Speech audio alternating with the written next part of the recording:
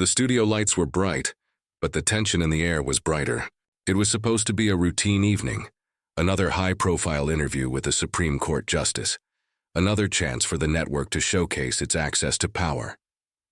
Justice Brett Kavanaugh, dressed in a crisp navy suit, sat comfortably in the center chair, his posture relaxed, his smile practiced.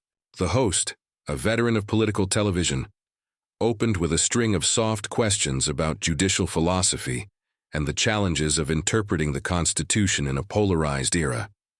The audience, both in the studio and at home, expected a familiar script, a few thoughtful answers, a little banter, and nothing that would ruffle the feathers of America's highest court. But sitting at the end of the panel was Congresswoman Jasmine Crockett, a freshman representative from Texas, whose reputation for fearless questioning and meticulous preparation had begun to ripple through Washington. She was not the main event, at least, not according to the show's producers. Her presence was meant to add a touch of balance, a nod to bipartisanship. Yet from the moment the cameras started rolling, it was clear that Crockett was not there to play a supporting role. Kavanaugh answered the first few questions with ease. His tone measured, his words carefully chosen. He spoke about the importance of judicial independence, the need for public trust, and the solemn responsibility of interpreting the law. The host nodded along, occasionally glancing at Crockett as if to remind her that her turn would come. But Crockett was already leaning forward, her eyes fixed on Kavanaugh, her hands resting on a folder stamped with the Supreme Court seal. Then, as the host prepared to move on, Crockett spoke. Her voice was calm, but there was an unmistakable edge to it, a sense that something significant was about to happen. Justice Kavanaugh, before we continue, I'd like to discuss a document that I believe is of urgent public interest. The words landed like a thunderclap. Kavanaugh's smile faltered. The host, caught off guard, tried to steer the conversation back to safer ground. Congresswoman, we're here to discuss the justice's new book. But Crockett didn't blink. And I believe the American people deserve to know how that book, and perhaps even the court's decisions, may have been influenced. She reached into her folder and produced a document, holding it up for the cameras. The Supreme Court seal was clearly visible. The audience in the studio shifted in their seats. Kavanaugh's posture stiffened, his eyes narrowing as he tried to read the document from across the table. The host looked off stage, searching for guidance from the producers, but no one moved. The moment belonged to Crockett. This is a memo dated March 12, 2025, addressed to you, Justice Kavanaugh, from a private email account belonging to the CEO of Heartland Energy Consortium. Crockett began, her tone unwavering. It references the pending case of Environmental Defense Coalition versus Department of Interior, which, as we all know, has not yet been decided. The words hung in the air. Kavanaugh's face went from composed to ashen in seconds. The host tried to intervene. Congresswoman, any internal court documents would be confidential. Ordinarily, yes, Crockett replied, her voice steady. But when those documents reveal communications that violate judicial ethics rules and potentially constitute impeachable offenses, the public interest outweighs confidentiality.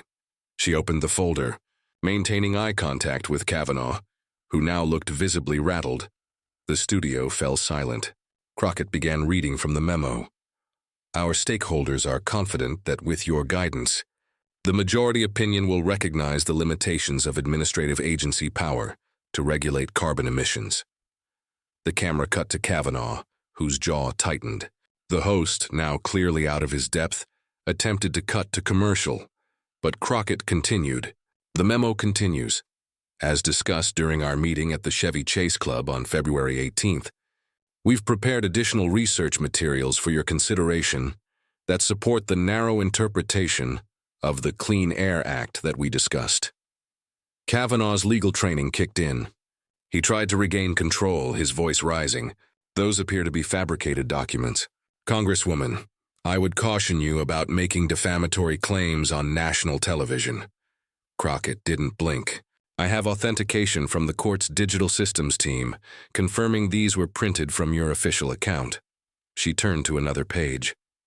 The memo specifically states, and I quote, "Our stakeholders are confident that with your guidance, The majority opinion will recognize the limitations of administrative agency power to regulate carbon emissions. A split screen showed real-time social media reaction exploding. Kavanaugh memos was trending within minutes. Legal commentators began weighing in, most expressing shock at both the allegations and Crockett's bold approach. The host, desperate to regain control, tried again. "This is highly irregular. We should take a break too." "I'm not finished," Crockett stated, her voice cutting through the chaos. "The American people deserve to hear this," she continued.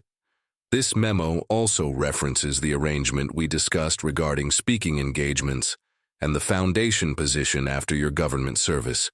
It notes a figure of $7 million. The implication was unmistakable. The memo suggested post-retirement compensation contingent on favorable rulings, a textbook definition of judicial corruption. The gravity of the allegation hung in the air as viewers processed its implications. Kavanaugh's face went from red to ashen. "Those documents have been taken completely out of context. This is a political ambush designed to—" "Context matters," Crockett agreed. "So let's add more context." She turned to another page. "Here's a subsequent email from your personal account, not your court account, acknowledging receipt of these materials and stating you found them helpful and persuasive." The tension in the studio was electric. The host again tried to cut to commercial, but Crockett continued relentlessly. "Justice Kavanaugh, did you or did you not discuss the pending Environmental Defense Coalition case with representatives from companies that would be directly affected by the ruling?" Kavanaugh's jaw tightened. "These are serious allegations that I categorically deny. I follow the ethical obligations of my position scrupulously. But the impact was undercut by the physical evidence," Crockett continued. "To display for the cameras. Interesting.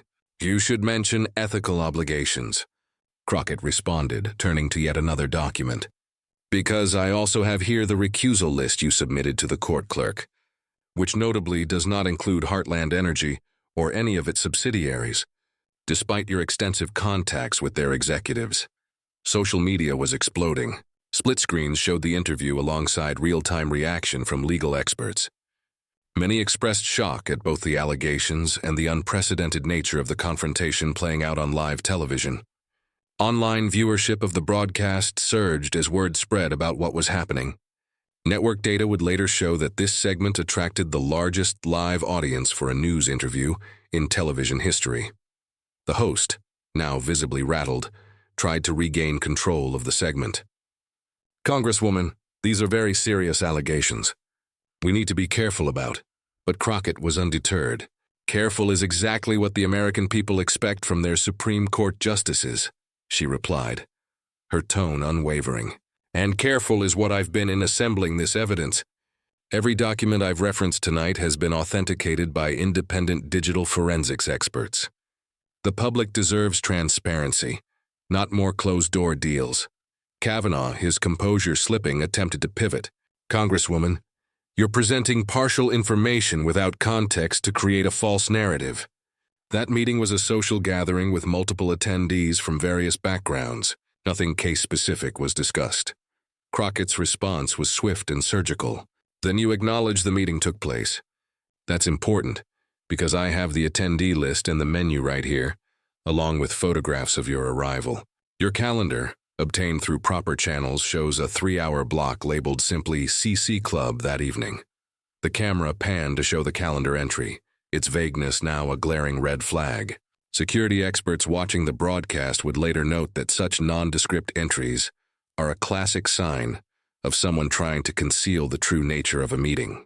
The host, sensing the gravity of the moment, tried once more to cut to commercial, but the producers, recognizing the historic nature of what was unfolding, let the cameras roll.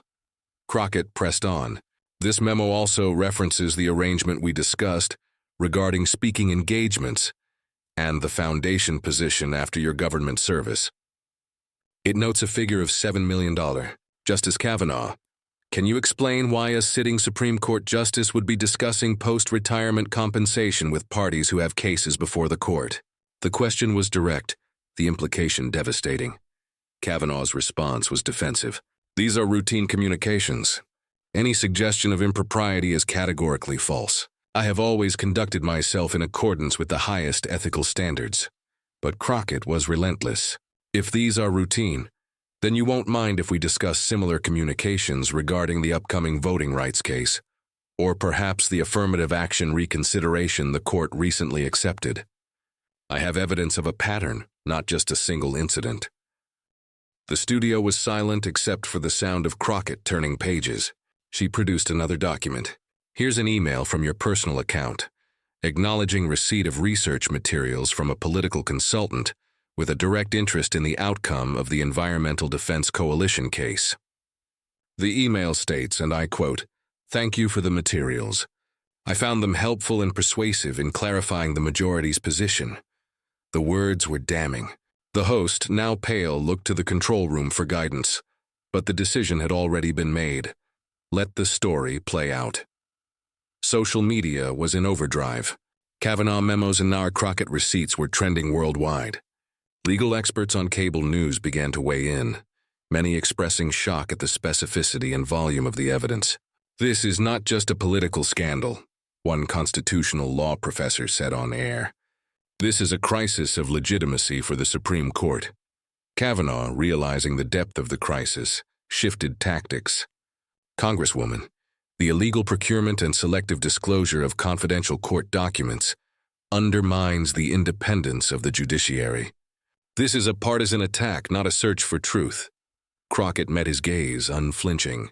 "The American people should ask themselves why a Supreme Court justice is more concerned about the exposure of communications than about the fact that he appears to be coordinating opinions with interested parties." The host tried to regain control. "Let's step back." "Let's not step back," Crockett interrupted. "Let's step forward into the truth. Justice Kavanaugh, this memo references our mutual friends at the Federalist Society being pleased with the direction of the court. It specifically mentions their satisfaction with your guidance of the newer justices. Can you explain what role outside organizations should play in directing the court's decisions?" Kavanaugh's jaw tightened. "The Federalist Society is a mainstream legal organization that many justices and judges have been associated with. There is nothing improper about them reviewing draft opinions before they're published." Crockett finished his sentence, her voice sharp. The look on Kavanaugh's face confirmed the accuracy of her assertion. Legal scholars watching would later analyze this moment as particularly damning. While association with legal organizations is permissible, allowing outside groups to review draft opinions before publication would represent a severe breach of court confidentiality and independence. The escalation had reached its peak. Kavanaugh was now on full defensive footing. His earlier confidence had completely evaporated. The balance of power had shifted, and everyone watching in the studio and at home could feel it. As one constitutional law professor tweeted in real time, "We're witnessing something unprecedented in the court's modern history. A direct, evidence-based confrontation with a sitting justice about potential corruption. Whatever happens next, this changes everything about how Americans view the Supreme Court." Crockett wasn't finished. She pulled out her final piece of evidence, a document so sensitive that Kavanaugh physically flinched when he recognized it. The camera caught his involuntary reaction, a moment that would be replayed countless times in the coming days. "Justice Kavanaugh, are you familiar with this document?" Crockett held up what appeared to be an internal court memorandum, with a distinctive red border. Court observers immediately recognized it as a restricted circulation document, used only for the most sensitive internal communications among the justices. Kavanaugh's face drained of color. "That is a confidential internal court document. Its possession outside the court is a federal crime. I must insist. This is a draft dissent you wrote but never filed in the Jenkins voting rights case last term," Crockett explained to the audience. "A dissent that argued for the exact opposite legal position you ultimately joined in the majority opinion." The revelation was stunning. Judicial consistency is a cornerstone of legal legitimacy, the principle that judges follow their established legal interpretations rather than changing positions based on external factors. Evidence of such a dramatic reversal without legal justification struck at the heart of judicial integrity. The host looked completely lost now. events having spiraled far beyond the planned interview. The camera caught producers frantically signaling from offstage, torn between the legal risks of continuing and the ratings gold unfolding before them. Crockett continued relentlessly. This draft, dated May 3rd, strongly defended the Voting Rights Act provisions. Yet the final decision released June 12th, which you joined without comment, gutted those same protections. What happened between May 3rd and June 12th, Justice Kavanaugh? The question hung in the air, its implications clear to everyone watching. What could explain such a dramatic reversal of a Supreme Court justice's legal position in such a short time frame? Before Kavanaugh could answer, Crockett pressed on, her voice steady and authoritative. I'll tell you what happened. On May 8th, you had dinner with 3 major Republican donors at the Capitol Grill. On May 10th, you received this memo.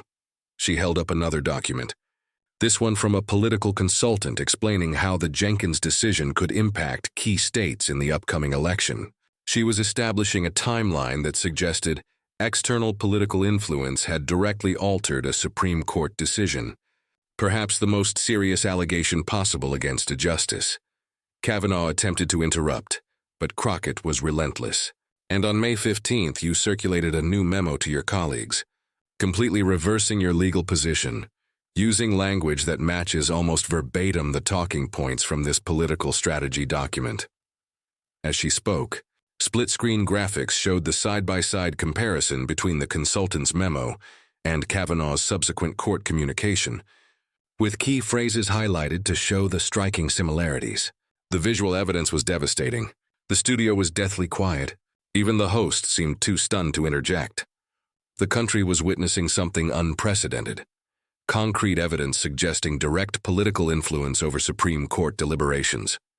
These aren't just ethical violations. Justice Kavanaugh, Crockett said, her voice now lower but more intense. This is corruption of the highest court in our land. This is the subversion of justice to serve political and financial interests. Kavanaugh's response was telling. Instead of directly addressing the allegations, he attacked the process. The illegal procurement and selective disclosure of confidential court documents undermines the independence of the judiciary. This partisan theater, his strategy had shifted entirely to attacking the source of the information, rather than denying its contents. A classic defensive tactic when the evidence itself is difficult to refute. Crockett cut in, her tone unwavering. The American people deserve to know whether their highest court is truly independent, or whether its decisions are influenced by private interests and political calculations. Tonight, I am calling for formal impeachment investigations based on these documents and others that my office has secured. The evidence suggests a pattern of behavior incompatible with the impartial administration of justice. The directness of the call for impeachment, not merely investigations or ethics inquiries, underscored the severity of the evidence. It also demonstrated Crockett's confidence in her documentation, as such a specific call would be politically suicidal without rock-solid evidence. Kavanaugh made one final attempt to salvage his position. Congresswoman, you've presented decontextualized fragments of routine communications to weave a false narrative. The American people are smarter than to fall for such transparent political tactics, as it was the opening Crockett had been waiting for. If these are merely routine and innocent communications, taken out of context, Justice Kavanaugh, then you should have no objection to their complete public disclosure. Her voice was calm but carried absolute conviction. In fact, I'm announcing tonight that my office has created a public website where all of these documents, not fragments but the complete communications, are now available for every American to read for themselves. The camera caught Kavanaugh's eyes widening in genuine alarm. His legal team, visible in the background, exchanged panicked glances. This was the moment they realized the full extent of what Crockett had prepared, not just selected excerpts for television, but a comprehensive public release of the entire evidence trail. The website includes the full email exchanges, calendar entries, visitor logs, financial disclosures, and draft opinions that tell this troubling story, Crockett explained. I believe in the American people's ability to read these materials and draw their own conclusions. The website address appeared on screen as Crockett spoke. and social media metrics displayed in the corner of the broadcast showed real-time traffic exploding as viewers flocked to examine the evidence for themselves. Within minutes, the site would crash from overwhelming traffic, only to be mirrored across multiple platforms by digital activists ensuring the materials remained accessible. "These documents don't lie, Justice Kavanaugh," Crockett said. "They tell the story of a court increasingly captive to special interests, of justices who publicly preach independence while privately coordinating with political operatives." As she spoke, graphics appeared showing the connections between Kavanaugh's communications, meeting schedule, and subsequent court decisions, illustrating the patterns she was describing. The visual presentation made the complex relationships clear for viewers to understand. The triumph was complete. What had begun as a routine book promotion for Kavanaugh had transformed into a public reckoning. Even the host, initially skeptical of Crockett's approach, now directed questions that suggested the seriousness of the allegations had become undeniable. "Justice Kavanaugh, given the specific nature of these documents, how do you respond to the Congresswoman's call for impeachment proceedings?" The host asked. Kavanaugh's response was telling in its vagueness. "These are serious matters that should be addressed through proper channels, not trial by television. I look forward to addressing these misleading characterizations in the appropriate forum." His reference to proper channels and appropriate forum suggested a desire to move the discussion behind closed doors, away from the public transparency Crockett had created. The contrast between her approach of full public disclosure and his preference for private processes was striking. "The appropriate forum is the public square," Crockett responded. "The Supreme Court belongs to the American people, not to private interests with privileged access to its members." As the segment concluded, it was clear to everyone watching that a seismic shift had occurred. What had begun as an ambush had become a watershed moment with potential ramifications, extending far beyond one justice or one court. Constitutional scholars would later identify this exchange as the moment that fundamentally altered public perception of the court, from an institution above politics to one increasingly seen as captured by the same forces influencing other branches of government. In the final moments before the host closed the segment, Crockett delivered her coup de grace. "The American system isn't designed for judges who are beyond accountability. No one, not even a Supreme Court justice, is above the law." The camera lingered on Kavanaugh's face, capturing an expression that communicated more than words ever could. The look of someone who suddenly realized that the carefully constructed walls protecting his actions had just collapsed. As the broadcast cut to commercial, the story was already spreading like wildfire. Within minutes, hashtags like Kavanaugh memos and Crockett files were trending worldwide.